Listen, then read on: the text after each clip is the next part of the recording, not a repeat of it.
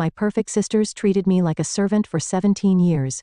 At tomorrow's family dinner, Mom said, "Just watch the kids while we celebrate. What they don't know, this dinner will be their last celebration." I found it in the attic, wedged between old Christmas decorations and moth-eaten sweaters. A leather-bound photo album I'd never seen before. The cover was pristine, unlike the cardboard boxes surrounding it, which meant someone had been up here recently, handling it, caring for it. My name's Maddie, and I should have known better than to open it. The first page hit like a punch to the gut. Lindsay's high school graduation. Perfect sister, perfect smile, perfect valedictorian speech preserved in glossy 4x6 prints. Mom's handwriting beneath each photo documenting every achievement with religious devotion. Found something interesting? I slammed the album shut, dust particles dancing in the beam of afternoon light. Grandma Edith stood at the top of the attic stairs, her eyes sharp despite her age. "Just some old photos," I said, trying to slide it back where I found it. "Margaret's Shrine to Success." Grandma's voice carried that hint of vinegar it always did when discussing my mother's parenting choices. "Go ahead. Look through it. Sometimes the truth hurts, but it hurts less than pretending." I reopened the album, page after page of my sister's triumphs. Alyssa's first art show. Lindsay's wedding. Both their college graduations, their pregnancies, their lives meticulously catalogued and preserved. "Notice anything missing?" Grandma asked. "Me." The word came out smaller than I intended. 17 years of you, she confirmed. Your dance recitals, your honor roll certificates, that beautiful photograph from the school play last spring where you stole the whole damn show. My throat tightened.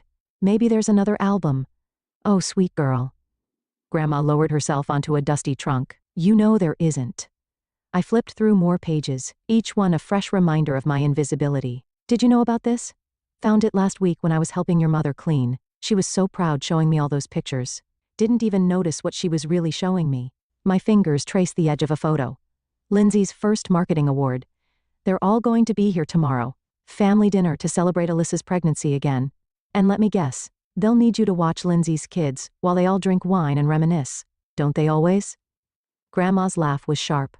"You know, there's a difference between being helpful and being taken for granted. Your sisters learned early how to be the stars. Maybe it's time you learned how to say no. Mom would lose it. Maybe she needs to."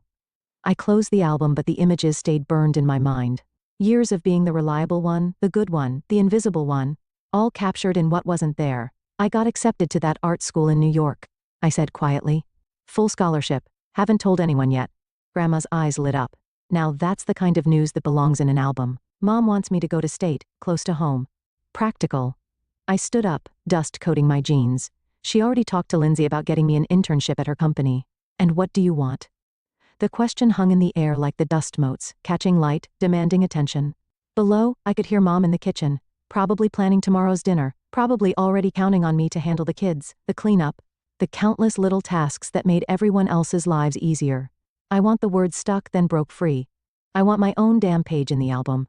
Grandma smiled, slow and knowing. "Then I suggest you start taking some pictures worth saving." I tucked the album back in its hiding spot, but something had shifted. Tomorrow they'd all be here expecting the same old Maddie, reliable as gravity. They had no idea I'd just found the perfect reason to change the story. "Coming to dinner tomorrow?" I asked Grandma. "Wouldn't miss it." She winked. "Someone needs to be there to document the moment." I helped her up, both of us descending the attic stairs into the familiar house that suddenly felt different. Less like a home, more like a stage.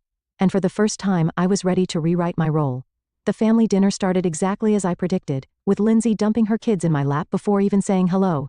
Her 4-year-old twins, Emma and Ethan, immediately began fighting over a stuffed dinosaur while she glided into the kitchen, designer purse swinging. "Just watch them for a minute, Mads. Mom needs help with the roast." I caught Grandma Edith's eye across the room. She raised an eyebrow, a silent reminder of our conversation in the attic.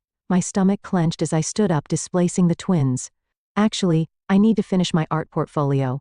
College applications are due soon." Lindsay froze mid-stride. "What? Since when are you applying to art school?" "Since I decided I wanted to." The words came out steadier than I felt. "But Mom said you're coming to work with me after graduation. We already discussed." "You discussed. I wasn't there, remember?" The twins sensed the tension and went quiet. In the kitchen I could hear Mom and Alyssa chattering about baby names. Dad was probably in his workshop avoiding everything as usual. "Don't be difficult, Maddie." Lindsay's voice took on that patronizing tone she used with her kids. "This is a great opportunity. Do you know how many people would kill for an internship at my firm? Then give it to one of them." Her perfectly plucked eyebrows drew together. "What's gotten into you?" Nothing. I headed for the stairs. I just have work to do. Mom, Lindsay called out, Maddie's being impossible. And there it was. The default response when I didn't play my assigned role. Call Mom. Let her handle the defective youngest child. Mom appeared in the doorway, wiping her hands on her apron. Madeline, your sister needs help with the twins. Your portfolio can wait. Can it? I turned to face them both. Like my dance recital waited while we attended Lindsay's business dinner? Or my art show waited while we celebrated Alyssa's gallery opening? That's not fair. Mom started, but I cut her off. Show me the pictures. What pictures? The ones you took at my events. The ones you saved in that fancy album upstairs. Mom's face flushed. Lindsay looked confused. In the sudden silence, I could hear Grandma Edith's slow footsteps approaching. I don't know what you're talking about, Mom said, but her voice wavered. The album in the attic, the one with all the family memories. I met her eyes. Except I'm not in it. Not once. Lindsay scoffed. Don't be dramatic. Of course, you're in. When was my last dance recital, Lindsay? What role did I play in the spring musical? Name one thing about my life that doesn't involve babysitting your kids. She opened her mouth, closed it. The twins had retreated to the corner, unusually quiet. I think, Grandma Edith said from the doorway, it's time we all sat down for a real conversation. There's nothing to discuss, Mom snapped. Maddie's just being sensitive and we have dinner to prepare. The roast can burn, Grandma said flatly. This matters more. Alyssa wandered in, one hand on her pregnant belly. What's going on? Your sister's having a tantrum, Lindsay supplied. No, I said. I'm having a revelation. There's a difference. I pulled out my phone, opened my email, and pulled up the acceptance letter I'd received yesterday. The one I'd been both dreading and longing to share. Full scholarship to the New York Academy of Arts, I read aloud. Starting this fall, the silence that followed was deafening. New York? Mom whispered. But that's far away, independent. Not part of your plan. I pocketed my phone. Yeah, it is. You can't possibly be serious, Lindsay said. You're 17. You need what I need, I cut in, is to be seen, actually seen. Not just used as convenient childcare or background decoration in your perfect lives. Mom started to speak, but Grandma held up a hand. Let her finish. I'm finishing my portfolio tonight, I said. And tomorrow I'm taking pictures of my own achievements, starting my own album. You're all welcome to be in it, but only if you're actually there. I headed upstairs, leaving them in stunned silence. Behind me, I heard the twins ask Lindsay why Aunt Maddie was mad. And for once, my perfect sister had no answer. In my room, I opened my laptop and started working on my portfolio. Through the floor, I could hear raised voices. Mom and Lindsay arguing, Alyssa trying to mediate, Grandma's sharp replies cutting through it all. For the first time in years, I wasn't downstairs making peace. I was up here, making art, making choices, making waves, and it felt absolutely right. Grandma Edith's house always smelled like lavender and old books. I hadn't planned on visiting her today. But after 3 days of Mom's silent treatment and Lindsay's passive-aggressive texts, I needed somewhere safe to breathe. Your mother called, Grandma said, setting down a cup of tea in front of me. Twice. Let me guess. I'm being unreasonable? Actually, she wanted to know if I'd talk some sense into you about the money. I nearly dropped my cup. What money? Grandma settled into her armchair, a slight smile playing at her lips. The college fund I've been building since the day you were born. The one your mother just found out about. You've been saving for my college? Someone had to. She reached for an envelope on the side table. Your sisters had their college funds from your parents, but I saw how things were going. Started putting aside what I could. My hands shook as I opened the envelope. The bank statement inside showed a balance that made my eyes water. This is why Lindsay's been blowing up my phone, I said. She thinks she can pressure me into giving up New York because I'll need their money. And now she knows you don't. A knock at the door made us both jump. Through the window, I saw Lindsay's Mercedes in the driveway. Speak of the devil, Grandma muttered. Want me to send her away? No. I straightened my spine. I need to handle this. Lindsay burst in before Grandma could reach the door. Her perfect makeup couldn't hide the dark circles under her eyes. This is completely inappropriate, she announced. Using Grandma like this. Using me? Grandma's voice could have frozen hell. Child, sit down before you embarrass yourself further. Lindsay sat, but her legs bounced with nervous energy. Mom's devastated. Dad hasn't come out of his workshop in days, and Alyssa's doctor says her blood pressure is too high, which you'd know if you answered her calls. Don't you dare guilt-trip me about Alyssa's pregnancy, I said. Not when you're the one who told her I'd be available to help after the baby comes. Because that's what family does. No, that's what I do. You and Alyssa get to have lives, careers, families. I get to be the support system. We supported you plenty, name one time. The silence stretched. Grandma quietly sipped her tea. This isn't about support, Lindsay finally said. This is about you being selfish, running off to New York, abandoning your family. Like you abandoned your dreams? The words shot out before I could stop them. Lindsay went pale. What? You wanted to be a writer, remember? You used to tell me stories when I was little, but Mom and Dad thought marketing was more practical, so you gave up. Now you're successful and miserable, and you can't stand that I'm choosing differently. You don't know anything about my life. I know you cry in your car sometimes after family dinners.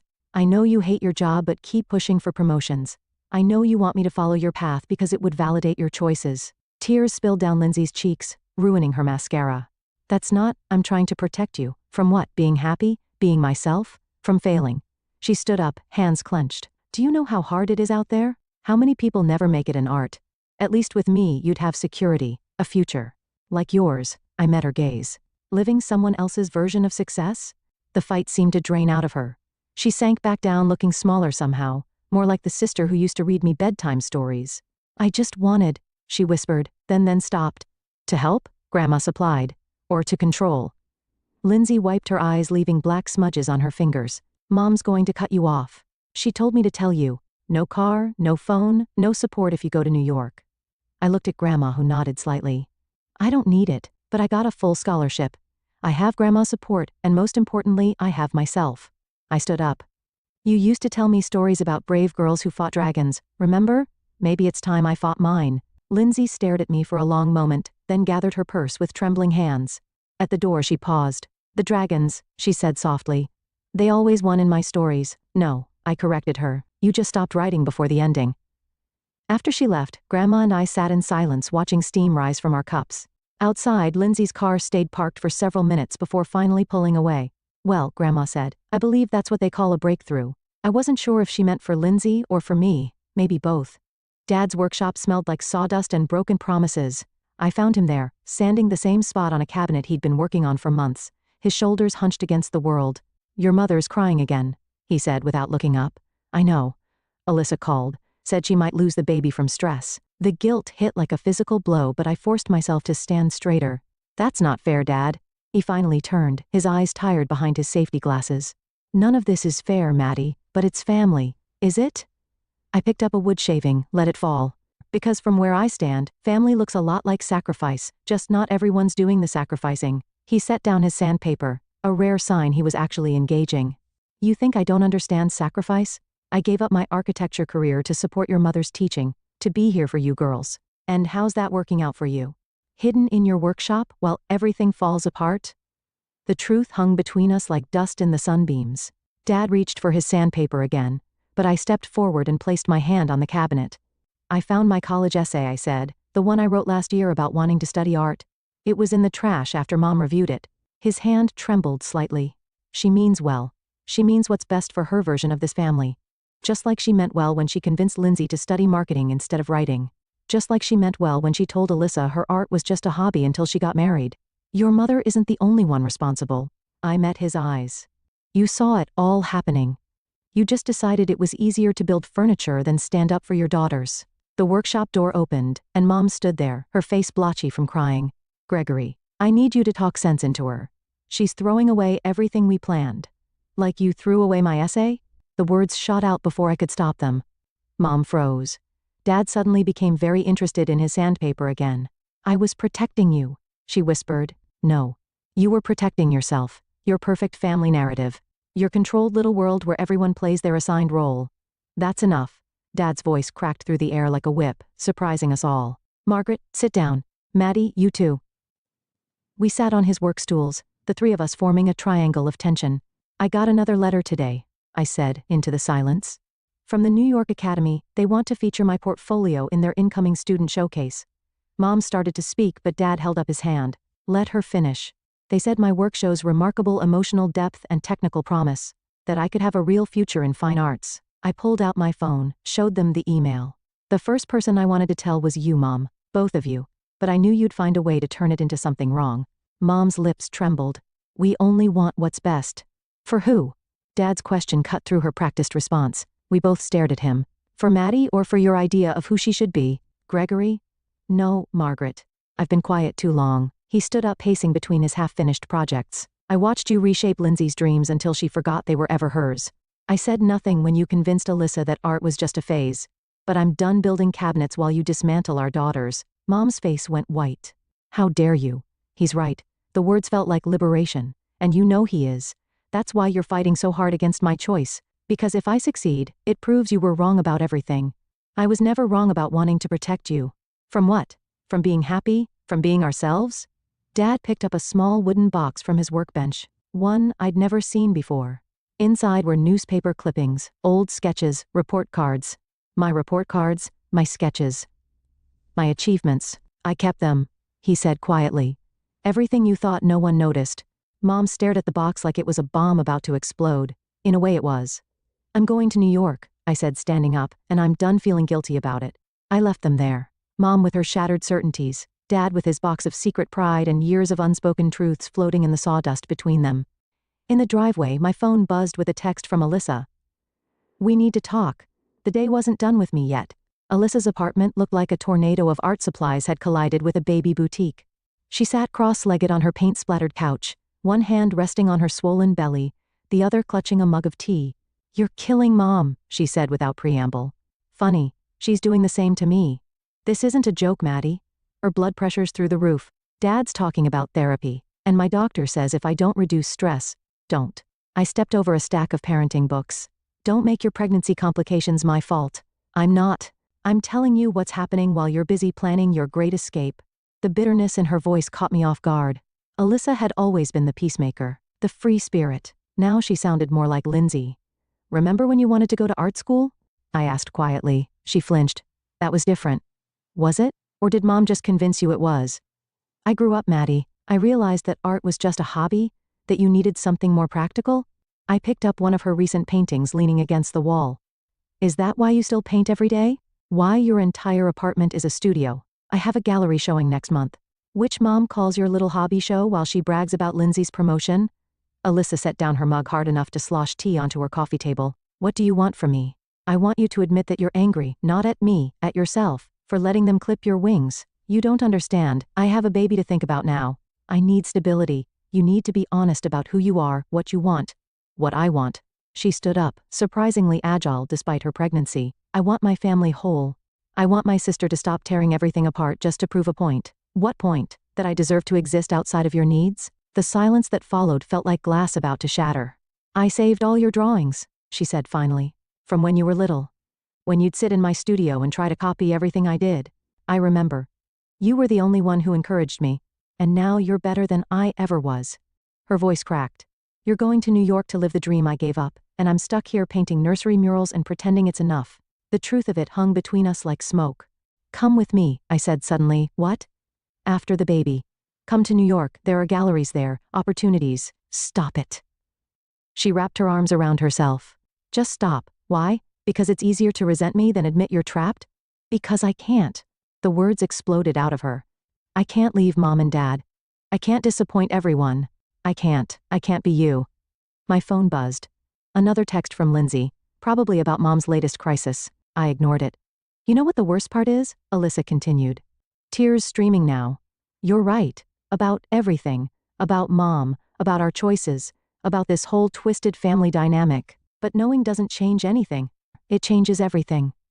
I moved closer, took her hands. You could. She pulled away. I need you to leave, Alyssa. Please, the baby. She pressed a hand to her belly. I can't handle this right now. As I reached the door, she called out, Maddie. I turned. When you get to New York, she swallowed hard. Paint something beautiful, something free for both of us. Outside, I checked my phone. 5 missed calls from Mom, 3 texts from Lindsay, 1 message from Dad. Your mother's called a family meeting. Tomorrow night, non-negotiable. And there it was, the final showdown they'd been building toward. The last attempt to force me back into my assigned role. I texted back 1 word, no. Then I called Grandma Edith. Can you come with me tomorrow to pack up my room? Her response was immediate. About damn time. The sky was turning the same shade of purple as the bruises on my heart. But for the first time in weeks, I felt light, free. Let them have their family meeting without their favorite scapegoat. I had paintings to create, wings to spread, and a life to reclaim. Tomorrow would be soon enough for goodbye. They ambushed me in the driveway. Mom, Dad, Lindsay, and even Alyssa, arranged like a firing squad as Grandma Edith and I pulled up with empty boxes for my room. Family meeting, Mom said, her voice steel-wrapped cotton. Now. Grandma squeezed my hand. Remember, you don't owe them your dreams. Inside, the living room felt like a courtroom. My sisters flanked our parents on the couch, leaving me the lone chair across from them. Classic Parker family dynamics. Everyone against one. This ends now, Mom began. This rebellion, this nonsense about New York, Madeline, Lindsay cut in using her executive voice. We've found a solution that works for everyone. She pulled out a folder. Always prepared, always in control, a compromise. You can take art classes at the community college while interning at my firm, live at home, save money, keep babysitting your kids? I finished. Don't be difficult, Alyssa said, but her eyes wouldn't meet mine. We're trying to help. No. You're trying to keep me trapped, like you. Mom surged forward. That's enough. Your sister is offering you an opportunity. To follow her path, like you made her follow yours? I made my own choices, Lindsay snapped. Did you? Then why did I find your old notebooks, the stories you used to write, hidden in Dad's workshop like some shameful secret? The color drained from her face. Dad shifted uncomfortably. This isn't about me, Lindsay said, but her voice wavered. It's about all of us. I stood up, my legs shaking but my voice steady. About how Mom orchestrates everyone's lives like we're her personal puppet show. About how Dad builds furniture instead of building courage. About how you and Alyssa gave up your dreams and now can't stand that I'm fighting for mine. You ungrateful, Mom started, but Dad touched her arm. Margaret, he said quietly. Let her speak, no. Mom shot to her feet. I won't let her destroy this family with her selfishness. You already destroyed it, I said. Every time you ignored my achievements. Every time you made Lindsay choose security over passion. Every time you called Alyssa's art a hobby. I gave you everything. Mom's voice cracked. Everything I never had. Opportunities, stability, you gave us cages. The truth hurt coming out but I couldn't stop. Beautiful, comfortable cages with all the right labels. Perfect daughter, responsible daughter, and me. The spare, just in case the others needed something. Silence fell like shattered glass. Then Lindsay stood, her corporate mask cracking. If you leave, you're cut off completely. No support, no backup plan. I don't need your money. I pulled out my phone, showed them the email. Full scholarship, plus grandma's savings. I'm not asking permission anymore. I'm telling you I'm going, Madeline Parker. Mom's voice went deadly quiet. If you walk out that door, you are no longer part of this family. The words hit like physical blows but I stayed standing. Funny. I never really was. Mom, Alyssa gasped, one hand on her belly. Margaret, think about what you're saying. Dad pleaded, but Mom stood firm, tears streaming down her face. Choose Madeline, your family, or your selfishness. I looked at each of them. Mom's rigid anger, Dad's helpless concern, Lindsay's cracking facade, Alyssa's pregnant fear, my family, my cage. I choose me. I turned toward the stairs but Lindsay grabbed my arm. Maddie, please, we need you. No. I gently removed her hand. You need someone to blame for your own choices. Find someone else. You'll fail. Mom called after me. You'll come crawling back when New York chews you up and spits you out. I stopped at the stairs. Maybe. But I'd rather fail at being me than succeed at being your puppet. Upstairs, my room waited with its empty boxes, ready to be packed, ready for escape. But as I reached for the first box, my hands started shaking. They were right about one thing. I was terrified of failing, of succeeding, of being truly alone for the first time. But more terrifying was the thought of staying, of becoming another Parker family casualty, building my own comfortable cage beside theirs. Through my window, I could see Grandma Edith in the driveway, standing guard like a sentinel. Below, voices rose and fell like waves of recrimination. I picked up the first box. Sometimes burning bridges lights the way forward. Time to start packing. The last box was in Grandma's car when Lindsay's Mercedes screeched into the driveway blocking our exit. She emerged like a corporate warrior, clutching a manila envelope. One last chance, she announced, striding toward me. Before you throw everything away. Move your car, not until you see this. She thrust the envelope at me. Your college fund, the one Mom and Dad started when you were born, nearly enough for 4 years at state. I didn't take it. You mean your leverage? I mean your future. Her perfect makeup couldn't hide the desperation in her eyes. A practical future with family support and strings. Always strings. That's what family is, Maddie. We support each other, we compromise. No. The word cut through her speech. Family isn't compromise, it's sacrifice. And it only ever goes one way. She flinched but rallied. You want to talk about sacrifice? Fine. Let's talk about who paid for your art supplies all these years. Your dance classes. You're my babysitting services, my constant availability, my dreams that got pushed aside for everyone else's convenience? That's not. Did you know Dad kept my drawings? The question caught her off guard. Every single one, hidden in his workshop like evidence of a crime. Her corporate mask slipped. What are you talking about? The same place he kept your stories, Lindsay. The ones Mom said weren't practical enough. The envelope trembled in her hand. Stop it. Why? Because it's easier to bribe me than face your own buried dreams? I made my choices. No. The shout surprised us both. Mom made them. You just surrendered, and now you can't stand that I won't do the same. She threw the envelope at my feet, papers spilling across the driveway. You ungrateful little enough. Grandma Edith's voice cracked like a whip. She emerged from her car, something clutched in her hands. Show her Madeline. I pulled out my phone, opened the email I'd been saving. Full scholarship, plus a stipend for supplies, and this. I nodded at Grandma, who held up a bank book.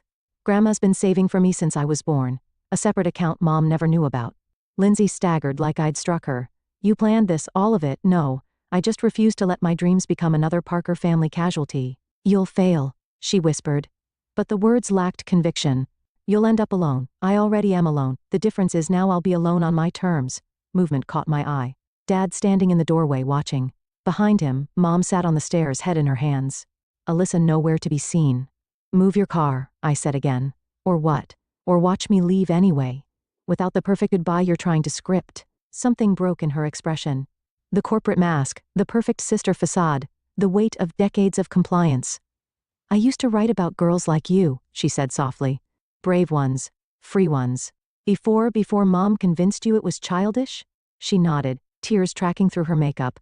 It's not too late, I offered, to start writing again. It is. She dug for her keys, some cages you build yourself.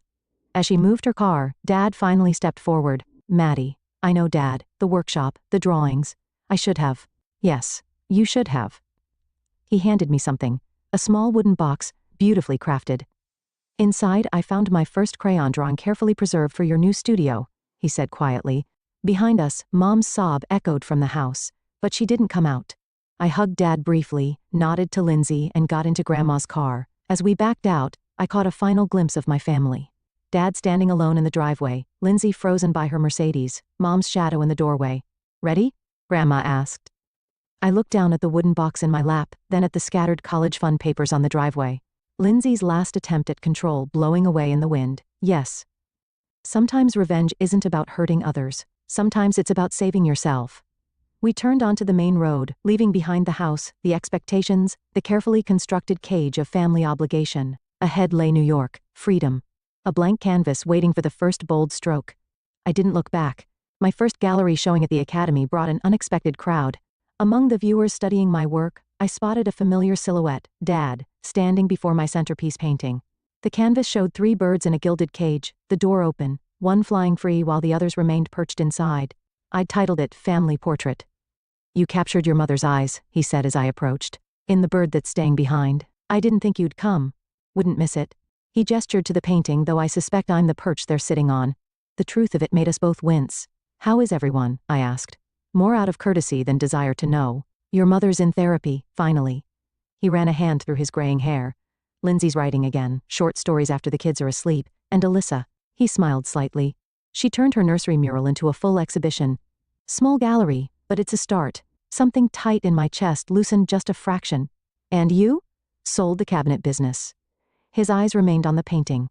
Started teaching woodworking at the community center instead. Turns out I like helping others build things more than hiding behind them. A commotion near the entrance drew our attention. Grandma Edith had arrived, commanding the room like she owned it. Several of my classmates immediately gravitated toward her, drawn by her sharp wit and sharper insights. She's proud of you, Dad said. We all are, even if some of us are still learning how to show it. Dad, no, let me finish. He turned to face me fully. You were right about everything. The cage, the compliance, the cowardice. But you were wrong about one thing. What's that? He pointed to the flying bird in my painting. Freedom isn't just about escape. Sometimes it's about showing others the door is open. Before I could respond, my faculty advisor called me over to meet a prominent gallery owner. When I looked back, Dad had moved to another piece. A small sketch of his workshop, the light falling just so on his tools. My phone buzzed with a text from Alyssa. Baby's here. Named her Eden. For freedom and new beginnings, thought you'd appreciate the symbolism, artist. Another message followed. She has your eyes and your stubbornness, refused to follow the birth plan, did it her own way. I smiled, typing back. Good for her. Grandma finally made her way to me, her eyes bright with pride. Quite a statement piece, she said, nodding at the family portrait. Though you might need to update it. Why's that? Your sister's bird seems to be testing its wings. She handed me a literary magazine open to a short story byline, L. Parker. Lindsay published something under a pen name. Baby steps. Grandma squeezed my arm. Sometimes the bravest thing isn't flying away, it's showing others how to spread their wings. The gallery owner was waiting, but I took a moment to scan the room. Dad, studying my art with new understanding. Grandma, holding court among my peers. The empty spaces where Mom and my sisters weren't yet. My phone buzzed again. Lindsay this time. Read your interview in the student paper. You're right, about everything. I'm sorry it took me so long to see it. Not asking for forgiveness. Just wanted you to know. I slipped the phone away without responding. Some conversations needed time like paint needed to dry. The gallery owner approached, praising my technique, my vision, my courage in tackling difficult themes. But I was watching Dad, who had pulled out his wallet and was adding something to the visitor's book. Later, after the crowds left, I checked the book. There, carefully placed between its pages, was a photograph. Me at 5, covered in paint, proudly holding up my first real artwork. On the back, in Dad's careful handwriting, the day you started flying. I added it to the exhibition, right next to the family portrait. A beginning next to an ending. Or maybe they were both beginnings, depending on how you looked at it. Outside, New York's lights painted the sky in possibilities. Somewhere back home, Alyssa was holding her rebellious daughter. Lindsay was writing in secret. Mom was finally facing her demons. Dad was building something new. And me? I was exactly where I needed to be. Free, creating, showing others the way out of their own cages. Sometimes the best revenge is living well enough to set everyone free.